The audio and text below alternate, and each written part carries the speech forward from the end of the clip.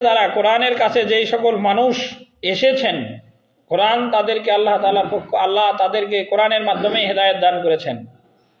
আল্লাহ তাআলা বলেন, ইন্না হাযাল কোরআন ইহদি লিল্লাতি হিয়া আকওয়াম। কোরআন মানুষদেরকে হেদায়েত দান করে। ইন্না হাযাল কোরআন, ইন্না মানে নিশ্চয়, হাযা মানে এই, কোরআন মানে কোরআন মাজিদ। ইন্না হাযাল কোরআন ইহদি মানে হেদায়েত দান করে, লিল্লাতি হিয়া আকওয়াম মানে প্রত্যেকটা কওমকে, প্রত্যেকটা সম্প্রদায়কেই কোরআন মাজিদ হেদায়েত দিতে সক্ষম। ফামান ইহতাদা ফালিনাফসিহি, যে ব্যক্তি কোরআন থেকে হেদায়েত নেয় সে নিজের কল্যাণ করলো। কেননা কোরআন মাজিদ সম্পর্কে আল্লাহ তাআলা সূরা বাকারার প্রথম আয়াতেই আল্লাহ তাআলা বলছেন যে যালিকাল কিতাবুল লা রাইবা ফি, কোরআন মাজিদে কোনো সন্দেহ নাই, হুদাল লিল মুত্তাকিন, কোরআন হলো মুত্তাকিন যারা তাদের জন্য হেদায়েত। কোরআন মুত্তাকিন যারা তাদের জন্য হেদায়েত। এই কোরআন মাজিদ থেকে আল্লাহ তাআলা সকল মানুষকে যে হেদায়েত দিবেন ব্যাপারটা এমন নয়। সূরা বাকারার প্রথমে শুরুতেই আল্লাহ তাআলা যেমন বললেন যে হুদাল লিল মুত্তাকিন, কোরআন মুত্তাকিনদের জন্য হেদায়েত, বিপরীতে ভিন্ন আরেকটা আয়াত, এই একই আয়াতে আল্লাহ তাআলা দুইটা শ্রেণীর মানুষের কথা একসাথে বলেছেন, কাদের জন্য কোরআন হেদায়েত বয়ে আনবে আর কাদের জন্য গোমরাহি বয়ে আনবে। সূরা বানী ইসরাঈলে আল্লাহ তাআলা বলেন, ওয়া নুনাজ্জিলু মিনাল কুরআনি মা হুয়া শিফাউন ওয়া রাহমাতুল লিল মুমিনিন ওয়া লা ইয়াজিদুজ জালিমিনা ইল্লা খাসারা। ওয়া নুনাজ্জিলু মিনাল কুরআন, আল্লাহ তাআলা বলেন যে আমি কোরআন নাজিল করেছি, মা হুয়া শিফাউন ওয়া রাহমাতুল লিল মুমিনিন। মা হুয়া শিফাউন, শিফাউন মানে হলো আরোগ্য। যাদের অন্তরে ব্যাধি আছে, রোগ আছে, এই ব্যাধি হচ্ছে কুফরির, আল্লাহকে না মানার, আল্লাহর পরিচয় না জানার, আল্লাহ তাদের জন্য বলতেছেন এই কোরআন মাজিদ হলো তাদের জন্য ঔষধ। মা হুয়া শিফাউন, এটা তার জন্য আরোগ্য। ওয়া রাহমাতুন, এবং মানুষটার জন্য এটা রহমত হবে। এরপরে আল্লাহ তাআলা বলছেন যে ওয়ালা ইয়াজিদুজ জালিমিনা ইল্লা খাসারা, যারা মুমিন তাদের জন্য এটা রহমত, আর ওয়ালা ইয়াজিদুজ জালিমিনা ইল্লা খাসারা, আর যারা জালেম তাদের জন্য এটা ক্ষতির কারণ। জালেমেরা কোরআন এসে আরো কোরআন থেকে বিমুখ বেশি হয়। কোরআন মাজিদ থেকে কোরআন শুনে হেদায়েত যারা পেয়েছিল, আর কোরআন মাজিদ শুনে যারা হেদায়েত পায় নাই বরং গোমরাহি বেড়েছিল, এমন মানুষদের কথাও আল্লাহ তাআলা কোরআন মাজিদে ধারাবাহিকভাবে বলেছেন।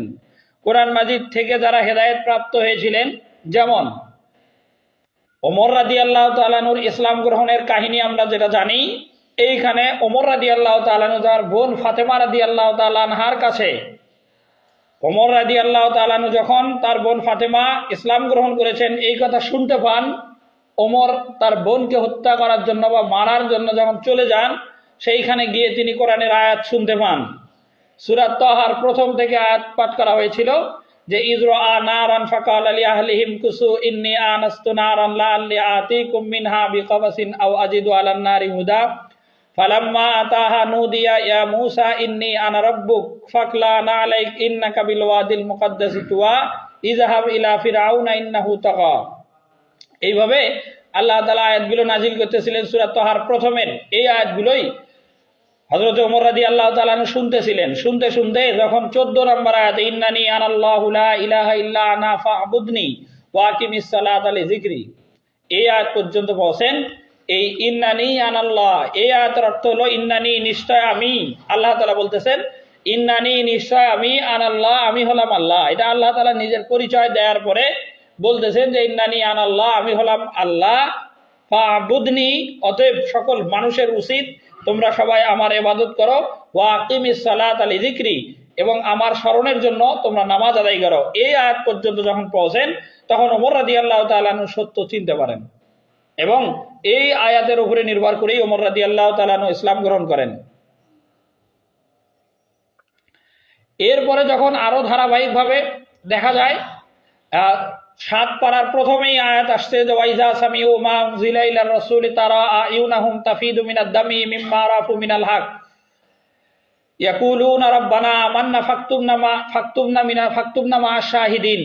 এই আয়াত ওই বাদশা নাজ্জাশীর দরবারে থাকা মুসলমানদের অবস্থা নিয়ে বলছিল, যে যখন তারা কোরআনের আয়াত শুনছিলেন, রাসূল সাল্লাল্লাহু আলাইহি সাল্লামের সাহাবী জাফর রাদিয়াল্লাহু তাআলা আনহু, হযরত আলী রাদিয়াল্লাহু তাআলা আনহুর ভাই, আবু তালেবের ছেলে এই জাফর রাদিয়াল্লাহু তাআলা আনহু বাদশা নাজ্জাশীর দরবারে আয়াতগুলো পড়তেছিলেন। কোরআন শরীফের আয়াত যখন ধীরে ধীরে পড়তে থাকেন, সেখানেই বাদশা নাজ্জাশীর দরবারে উপস্থিত থাকা লোক অনেকগুলো কোরআন শুনেই তারা মুসলমান হন।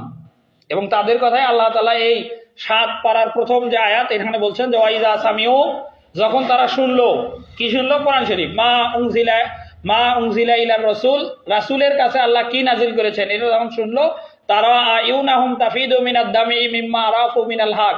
মিম্মা আরাফু মিনাল হক, আরাফু মানে চিন্তা করা, মিনাল হক মানে সত্য।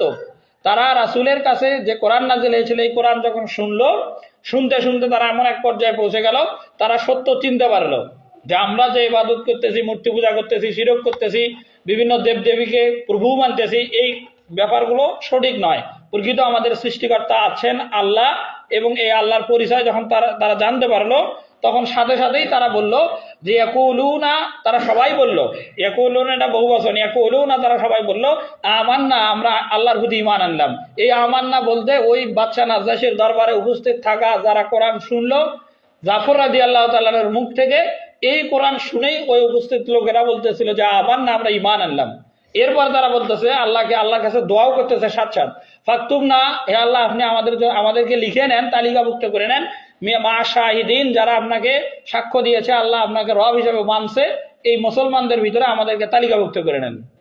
এই আয়াতগুলো দিয়ে বোঝা যায় যে আসলে কোরআন শরীফ শুনেই সেই জামানাতে রাসূল সাল্লাল্লাহু আলাইহি সাল্লামের ইসলাম, আল্লাহ তাআলার বাণী কোরআন, এগুলোকে বুঝেই তারা সাথে সাথে ঈমান এনেছিল।